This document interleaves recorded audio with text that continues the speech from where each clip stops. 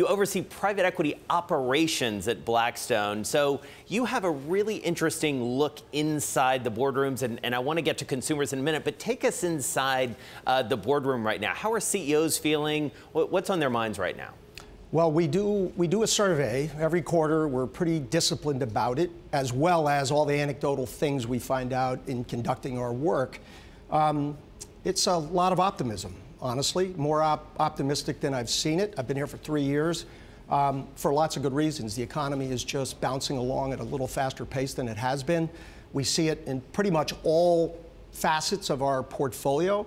My public company eyes also see a pretty robust economy.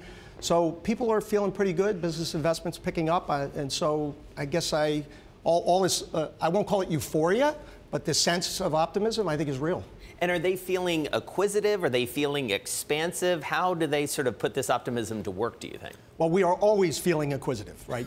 So that's the nature of our private equity business. We are investors. We are not actually trying to take money out. We're trying to put money in, put it to work, get big returns, et cetera. So we're acquisitive. And then secondly, as I said, business investment. There's no doubt you have to believe in the economy. You have to believe in some growth dimensions in the economy to want to make those investments. And you see more and more of that as we move forward. And how much does geopolitical concern enter into the conversations when you survey the CEOs? Are they worried about the world at large? Are they worried about politics, either here in the United States, overseas? Honestly, no. I think, their day-to-day, they're going all out. Now, will you look at your supply chain and make sure that you don't have a snag in the Korean Peninsula that could stop your business? Of course, you look at those kinds of things and you prepare for those kinds of things.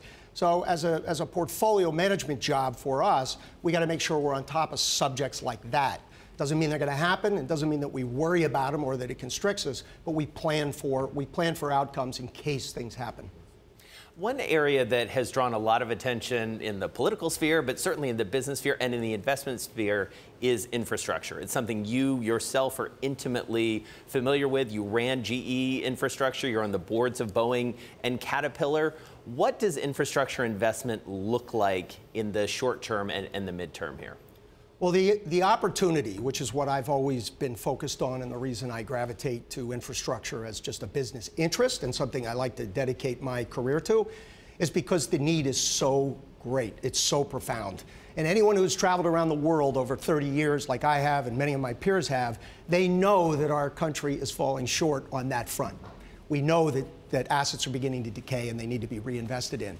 So I just believe that capital formation will come, it will accelerate, and I hope that we can play a role in accelerated development of it. And it's across the board. It's from water to airports to rail to roads. It's all of the above. And we have to learn as a country how to begin to reinvest in it. And what's the balance between what the public sector needs to do, especially the federal government needs to do, versus what the private sector is going to have to pick up? Well, the public sector interests, I think, are twofold and pretty profound. One is we have got to simplify the regulatory environment so that a project can actually get planned and executed in a reasonable time frame. We're going to compete for capital all around the world, and most notably the Chinese, who have a process for developing infrastructure that is very fast. If we want our manufacturers and suppliers to support infrastructure development around the world, we have to have a regulatory process that works for us. How optimistic are you that that's going to happen from Washington? I'm optimistic. The time frame, though, is it's always sort of struggled, to say the least. The need is so profound that eventually you have to get to it. The other aspect of this is we have to, in order to free up money to do it, we're going to have to learn how to have confidence in privatizing public interest today so we free up the capital to invest in that redevelopment. And are you hearing what you need to hear from the state and the local level to make that happen? I think everybody wants this to happen, right? So you rarely run into sort of a leader in the political front who doesn't say, I love infrastructure, I love infrastructure. It's really when you divvy up the responsibilities on who gets to approve, and then you have about this big group of interests who are looking after one aspect of that infrastructure development and nobody coordinating and pushing to get it all decided and moved along quickly. We need to figure that one out. So take us inside what you're doing with some of the companies that you own. You know, private equity over time has been known more for cutting at times than building and expanding. As you said, what are you doing specifically to fix the companies that Blackstone owns?